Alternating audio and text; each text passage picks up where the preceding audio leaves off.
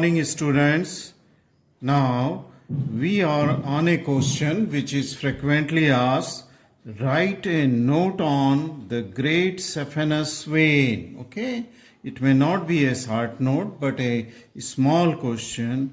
Write a note on the great Saphenous vein and its applied importance, and you should note down these points under which you are going to write the answer of this question. First, we will learn about its introduction, then formation, then the course of the vein after its formation till its termination into the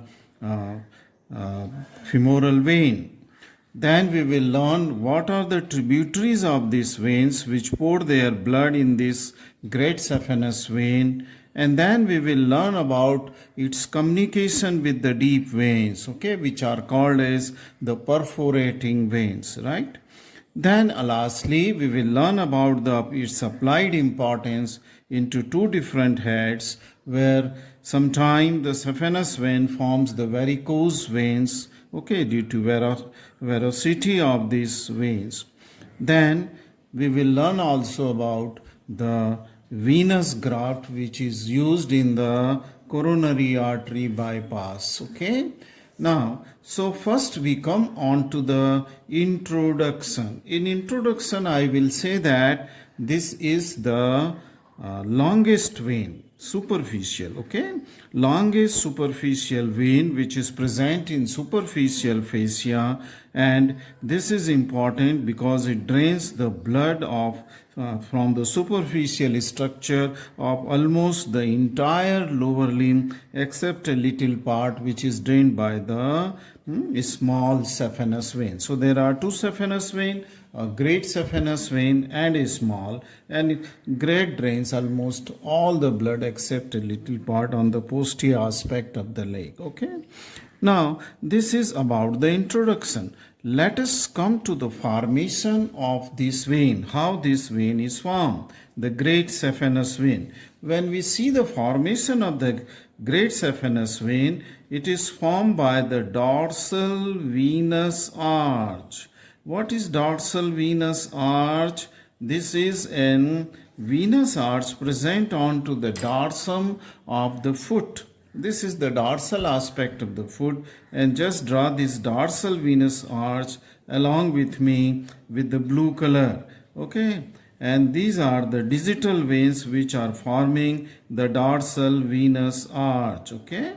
Now this dorsal venous arch which is present onto the dorsal aspect of the foot will have two extremities or two ends. One is medial end of the arch and another. The lateral will form a vein called as the small Saphenous vein. But the medial end of this venous arch, dorsal venous arch, when it will unite with the medial dorsal digital vein. See this great two, and from its medial aspect, this is coming as the medial dorsal digital vein. So this is the medial dorsal digital vein. This is the medial dorsal. So it is by the union of the medial end of the dorsal venous arch and the medial dorsal digital vein. Thus these two form the great Saphenous vein here. So this is how the beginning of the great Saphenous. This is the now it is the beginning of the great Saphenous vein, okay. This is the great Saphenous vein has formed. Now this medial dorsal digital vein sometimes is also known as the medial marginal vein because it is forms the margin, the medial margin of the dorsal venous arch, okay. So this is sometimes called as the medial marginal vein. Otherwise it should be called as the medial dorsal digital vein, okay. Now this is how the formation of the great Saphenous vein will take place in the foot. After this formation, let us come to the course, the third point, that is the course. Now, I will describe the course to you okay, after its formation, how it will go right up to the upper end of the thigh. That is its course. A long course is there. You just keep on writing it into points, because I will not write with you. Just with your pencil in your notebook, you can write it, okay?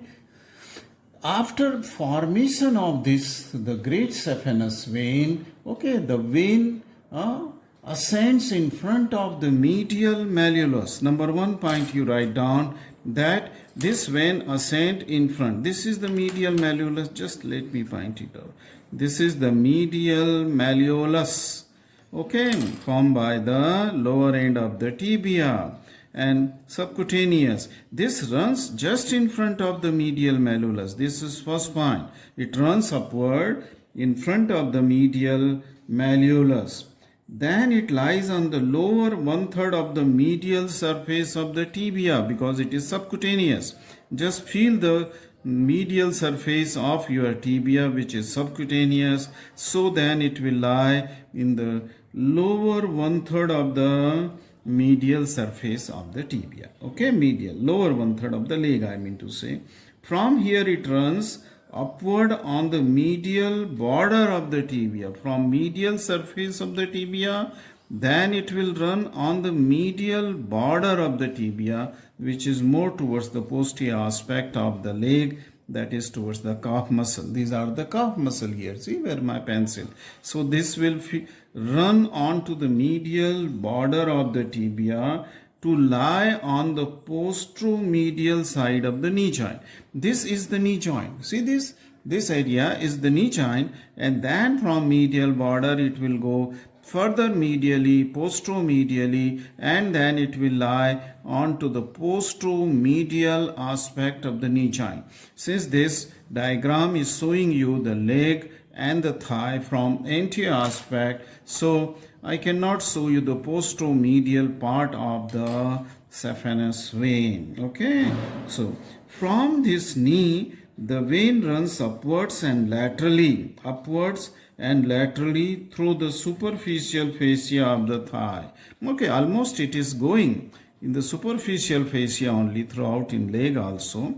Okay, then it will run laterally. So this is the median plane. Okay, where is the median plane? This is the median plane, okay, and then it will go laterally. As soon as it will come out from posteromedial aspect of the knee joint, then it will start running laterally on the front of the thigh, okay. So it is going in the lateral direction, right, in the superficial fascia of the thigh, till it reaches upward into an opening which you must have learned, which is an opening in the deep fascia of the thigh called as the saphenous opening. It is called as, so this is the saphenous opening. Just note down saphenous opening. So it will go right up to the saphenous opening. And you must have also learned that saphenous opening is having a cribriform fascia, okay, pitted, because many structures comes out through this opening of the saphenous opening. So it will pierce the cribriform fascia, will go deep and more laterally, okay, and then deep to the deep fascia, which I have shown you here with the dotted line. It will just go deep to the deep fascia of the saphenous opening, okay, little laterally, and then it will open into the femoral vein. So I will just mark here as femoral vein. So it will open into the femoral vein. So this is right from its formation till it goes and terminate into the deep vein which lies deep to deep fascia. It is the femoral vein. This is the course of the saphenous vein, okay. Now throughout its course, that means right from its formation with that of the medial dorsal digital vein and the medial end of the dorsal venous arch, right up to its opening into the femoral vein, this vein such a long vein has many valves, okay, and these valves, they are placed at irregular intervals, okay. So many valves, okay, so many valves are. Why these valves are present here? Because these valves, they allow a unidirectional flow of the blood against the gravity, okay, which is very important. So the blood is flowing towards the heart, okay, in the anti-gravity direction from foot to the thorax, okay. That means here it will be femoral vein, up to femoral vein, okay. So this is the significance of presence of the valves which are present inside the vein. So that means you just in dissection hall, you cut open femoral vein near the thigh and then see these valves which are present inside this great saphenous vein, okay, great saphenous. So this completes its course. Now let me come to the tributaries, okay. In the veins, they are tributaries because they pour their blood inside the great saphenous vein. So they will be called as tributaries, not the branches, okay. Branches are there in arteries, okay, just like the river has tributaries, okay. Now let us come to the tributaries and then I will tell you which are. Note down these tributaries in your notebook. Which are the tributaries under the heading number 4, the tributaries. And tributaries, okay, there may be more which I am telling you because a vein has not a very fixed venous drainage, okay. Some smaller vein, they always open here and there as their tributaries, okay. But the larger veins which are constantly present, they are as number 1, medial dorsal digital vein, which itself was the first tributary. See this medial or the medial marginal vein. This is the medial dorsal digital vein. You can call it as the first tributary of the great saphenous vein, okay, if you want. Otherwise, if you just consider it as that the great saphenous vein is only formed by the union of the medial dorsal digital vein and the dorsal venous arch, then you may not call it, but better to call it because dorsal venous arch medial end is the main contributor in formation of the great saphenous vein, right. Then second tributary is the anterior veins of the leg. There are so many veins, anterior veins onto the leg, but constantly this large vein, okay, this is on the anterior aspect of the leg, and then there will be the posterior arch vein of the calf. So these are two very constant tributaries. This is called as the posterior arch vein of leg because it is the posterior aspect. So this is the posterior arch vein, and this you can call it as the anterior vein of leg, which may have branches, okay. Say tributaries, further tributaries. Anterior vein of leg, right. So this is anterior vein and posterior arch vein of the leg. So this is the third tributaries, okay, third. Then we come to the fourth, and fourth are anterior and posterior cutaneous veins of thigh. Just see it, okay. Anterior cutaneous, because why they are called as cutaneous? Because they are not only draining to the skin but to the superficial fascia. So this is the anterior cutaneous vein of thigh. They are in thigh, anterior cutaneous, or you can call it as if you don't want to call it cutaneous, anterior vein of thigh, anterior superficial vein of thigh. So this will drain skin as well as the superficial fascia on the anterior aspect of the thigh. And similarly, there will be the posterior cutaneous vein of the thigh, which will go on posterior aspect of the thigh. So this will be the posterior cutaneous vein or superficial vein of thigh on posterior aspect, okay, posterior vein of the thigh. Now then, just before it pierces the cribriform fascia in the saphenous opening here, the three small veins, they are draining into it. one which is coming from the medial side. Okay, this is called as superficial external pudendal.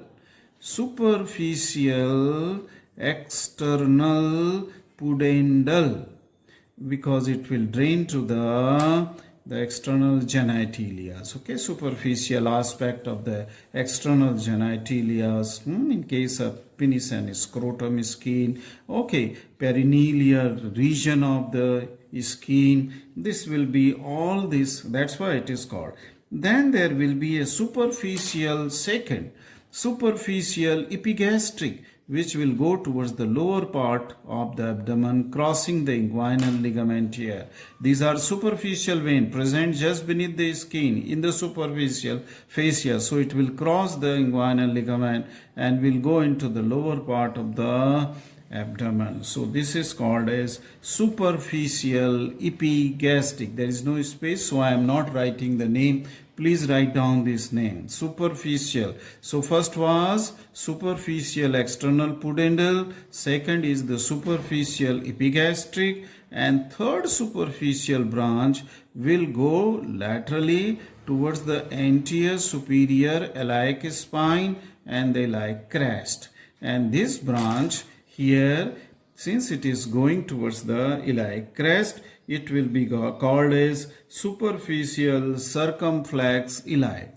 Superficial circumflex iliac branch. Okay. So these are the tributaries which are bringing the blood, venous blood, towards that of the great saphenous vein before it is piercing to the cribriform fascia. Okay, to go inside deep to the deep fascia. So these are the named, okay, where you know actually the name. But then there may be some veins which are having no names, and they are mostly the veins which communicate with the small saphenous vein. So these are the unnamed vein which may communicate on the posterior aspect of the calf with that of the between the great and the small in the leg region. Okay, great and small saphenous vein. So there are various communicating channels, okay, which communicate between the great and small channels, right? Now let us come that these are where the tributaries, but then this great saphenous vein which is present in superficial fascia just beneath the skin, superficial to the deep fascia. It is running superficial and it sends many communicating channels to the deep veins, and these deep veins are present deep to the deep fascia. That's why they are called as deep vein, and they are present deep to the deep fascia. Let us see what are those perforating veins. So now we are in a separate categories of communication. Till now we were learning about tributaries. Now we are in on the what are the communication between the great saphenous vein and that of the deep veins which are located in the leg or in thigh deep to the deep fascia in between the muscles, So let us see, okay, how these communicating channels are formed, okay, this with the deep veins. I will just draw very rapidly this diagram, so you also draw with me, so that now this is the deep fascia, okay, this is just a theoretical diagram to make you understand what are the deep veins and what are the superficial vein and how the communication is established between the great saphenous vein and the deep veins, because this will be also useful in understanding its applied importance. So what was this which I have drawn here in this blue color? It is the deep fascia of the leg or thigh, anywhere. Just this is a theoretical diagram. And then you see here, this I will draw the great saphenous vein, a part of the great saphenous vein with the green color. Oh, sorry, I have just used the wrong color, right? This anyway, but you should always draw the deep fascia with the green color and the vein with that of the blue color. Now since I cannot change here, so just I'm sorry, you in your diagram use the blue color for the vein and the green color for the deep fascia.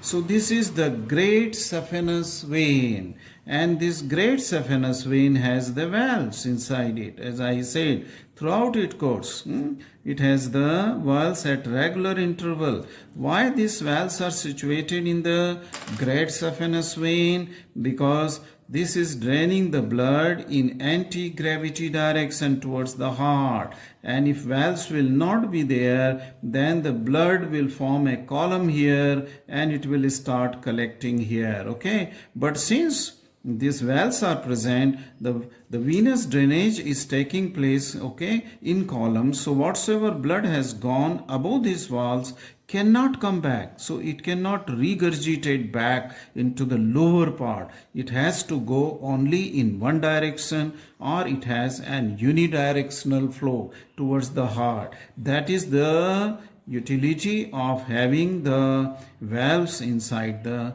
great saphenous vein, right? Then deep to this deep fascia, there is presence of the muscles. Okay, it may be thigh, it may be leg. Okay, these muscles, okay, leg muscles are just a diagrammatic representation. So I'm just drawing this, the muscles, okay, and in between the muscle or the group of the muscle, this is the presence of another vein here, that is the deep vein. It can be any vein, deep vein. It can be a femoral vein, or it can be a tibial vein. Okay, so for example, it is a deep vein, and this is the communication between the deep and that of the superficial great saphenous vein. So these veins, they communicate. How do they communicate? They communicate by piercing the deep fascia. See here, they are piercing the deep fascia, and then these are the communicating channels are there between the deep and superficial vein, and these veins which are communicating channels between superficial and deep vein, they are called as perforating veins. They are called as perfo. Again, there are the valves, okay? They are the valves in the deep vein, so that unidirectional flow is there. But important thing to note here is that there are the valves also in the communicating channel or perforators, or in perforating veins, which will allow the blood to pass from superficial to deep only. Superficial to deep. No blood will pass from deep towards the superficial. It will always pass from superficial to deep, and then the deep vein, which have the better mechanism of drainage against the gravity, muscular contraction, and etc., which I have told you in the general anatomy lectures, they will carry the blood to the heart. Okay, it will. Right. Now, which are those perforating communication or perforators or perforating veins present, communicating the great saphenous vein to that of the deep vein present deep to deep fascia. Now, number one, these are the communication is with the femoral vein in thigh. And where is femoral vein? Deep to deep fascia in the thigh region. Okay, and this is in the lower part of the adductor canal. And where is the adductor canal? In the thigh region. Okay, so these perforators are present in the lower part of the thigh, and just I will draw a perforating branch here going from great saphenous vein down below into the deep vein, that is the femoral vein. So this is the perforating vein, perforating vein or perforators, okay, going into the adductor canal, where the femoral vein is present in the adductor canal. This perforating vein will communicate here in the adductor canal. Second perforator is present on the posterior, communication is with that of the posterior tibial vein just below the knee joint. Okay, so let me draw this perforator also. and this will be just below the knee joint. This perforator will have a communicating with that of the vein called as the posterior tibial vein. So this is again a perforating vein. Perforating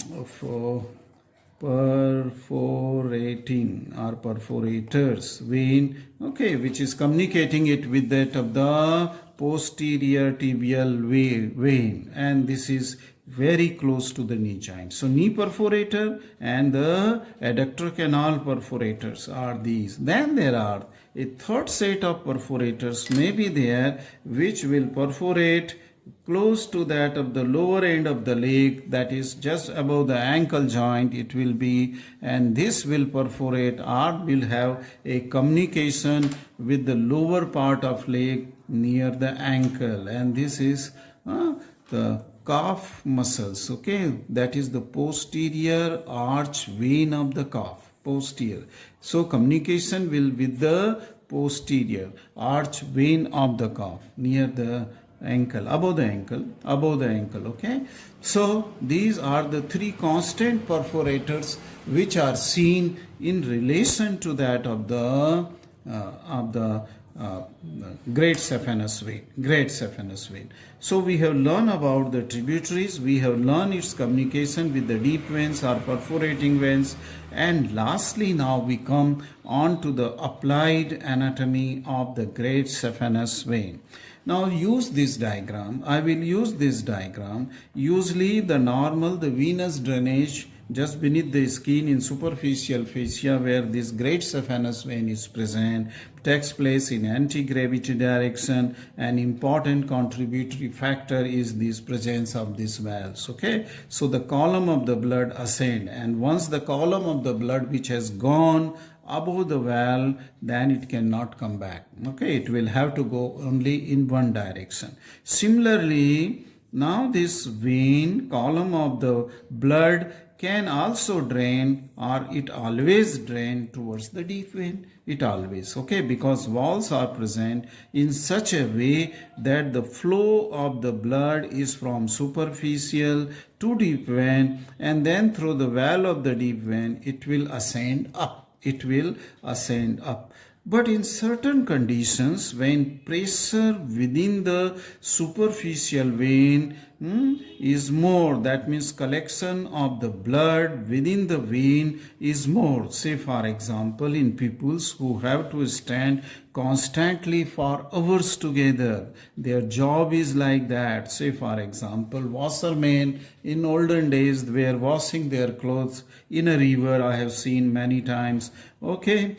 They were to stand for a long time. Or those workers who have to stand and work on a machine, okay, in a factory for a long time, the pooling of the blood takes place here, and this pooling of the blood because of the constant standing becomes sometime so much that these valves they fail. That means they cannot hold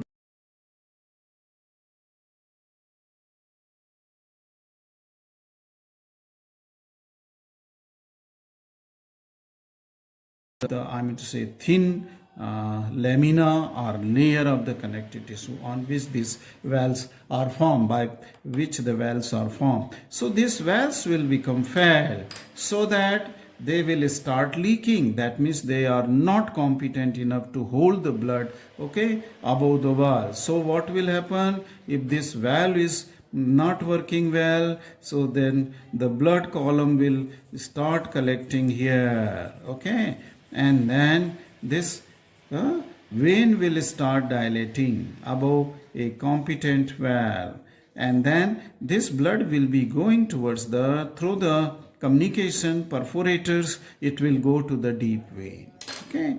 But by this time, since the vein has started becoming dilated, okay, most of the time then these perforators, the valves of the perforator also fails, okay, because volume of the blood becomes so much in the superficial great saphenous vein. And then once this happens here, then the blood will start flowing from deep to the superficial. which should otherwise go from superficial to the deep to superficial venous blood will, and this will lead to the further dilatation of the veins, superficial veins and its tributaries too. And then this great saphenous vein will not be able to hold this much of the blood, okay, and then after dilatation the tortuosity will be there, okay, it will become tortuous, wavy, it will, you must have seen some in some of the persons this great saphenous vein in the form of a varicose vein, and the condition is called as it has its own complication. The varicose vein has, okay, this may form the ulcer, or that may be it may rupture easily because it becomes dilated too much. Okay, so this is how the varicose veins are formed. Okay, varicose veins are formed. Let us come to second applied importance, and that is the venous graft. Now this great saphenous vein is the vein of the choice. It is the vein of the choice where, okay, where in coronary artery, if the blockage is there, a surgeon will remove this blockage. That means a narrowing is there, severe narrowing is there because atheromatous condition where the atheromatous plaque has extended so much in the lumen that the blood is not passing. That is because of this narrowing, blood is not going, okay, this is called as blockage, okay. And then surgeon what he will do, will take out that blockage, cut it, okay, from proximal and distal end of the coronary artery where blockage is, and then will just put the vein, great saphenous vein, okay, at the proximal and distal end. So this is a vein, okay, a great saphenous vein, the walls are here and the blood will flow in this direction. And when this coronary artery, let me draw it with the color. This is a coronary artery here, and this is another. The block was here in between the two, proximal and distal end. He has cut this artery with the block, and he will bring this vein, great saphenous vein, cut great saphenous vein, and will anastomose the two ends of this artery so that the blood can flow, okay. But then this veins was having the valves, so he will not put in the same direction, proximo distal. He will just reverse this vein, and then with the reverse direction, so that the valves which are present here will not interfere in the flow of the blood, okay. So it is the reverse saphenous vein which is used in the venous graft, which is a vein of choice for the carotid artery bypass graft, okay. This completes both the applied anatomy of the great saphenous vein, okay. Remember that this great saphenous vein is sometime asked in a SAT question, okay. Thank you very much for watching this video.